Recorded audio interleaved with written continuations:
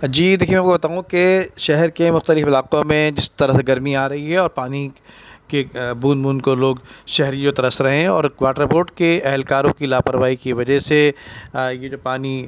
चोर माफिया जो है वो सरगर्म होता जा रहा है। जैसा कि देखा जा सकता है कि ये 15 इंच कुतर की लाइन जो कि वाटर बोर्ड की लाइन है, चमन सैनमा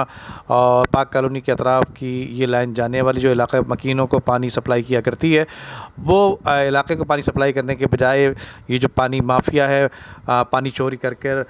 टैंकरों के, गाड़ियों के और छोटी गाड़ियाँ जो ट्रक हुआ करते हैं इनके तवस्सुस से मुख्तलिफ़ जगहों पे इंडस्ट्री एरिया में और मुख्तलिफ़ फ्लैट्सों में और या मुख्तलिफ़ जगहों पे पानी फ़रोख्त कर रहे हैं और महंगे दामों पानी फ़रोख्त कर रहे हैं। इनको रोकने वाला कोई नज़र नहीं आ रहा, जबकि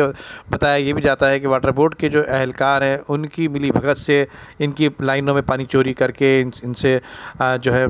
इलाका मकीनों से महंगे दामों पानी फ़रोख्त किया जा रहा है। जबकि इलाका मकीनों ने इस वक्त ये लाइन पकड़ी है चमन सैनमा के अतराफ़। ये इलाका मकीन ही दिखा रहे हैं कि ये पानी जो है यहाँ से लीकेज होने के बाद ये पानी ज़ाया भी हो रहा है और जब इनका लगता है कि इसमें क्लेम लगाकर इसको बंद करते हैं और जब इनको पानी भरना होता है तो इन मकामात से पानी भर भर के ये ले जाकर जो है महंगे दामों फ़रोख्त कर रहे हैं। आवाम का पानी चोरी करके आवाम को ही महंगे दामों फ़रोख्त किया जा रहा है और ये बहुत अफसोसकुन बात है। जबकि सिंध गवर्नमेंट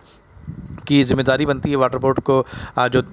कंट्रोल कर रही है, वाटर बोर्ड को देख रही है सिंध गवर्नमेंट, लेकिन उसकी अब तक इस तरफ कोई नज़र नहीं पड़ी, जो कि अफसोसकुन बात है। जबकि इलाका पुलिस के साथ साथ वाटर बोर्ड के ज़िम्मेदारान हैं, इलाका मकीन जो पाक कॉलोनी के एक्सियन हैं, वाटर बोर्ड और पानी को सप्लाई करने वाले जो लोग हैं, वॉलमैन हैं और जो दीगर एहलकार हैं, इनकी बहुत बड़ी ज़िम्मेदारी बनती है और इनकी मिलीभगत से आज जो है पानी महंगे दामों चोरी करके फ़रोख्त किया जा रहा है। जी। वीडियो को लाइक करके फेसबुक और व्हाट्सएप के जरिए दूसरे लोगों के साथ शेयर कीजिए और ऐसी ही खूबसूरत वीडियोस फ्यूचर में हासिल करने के लिए रेड बटन पर क्लिक करके और बेल आइकॉन को प्रेस करके हम सबके सब्सक्राइबर बनना मत भूलिए।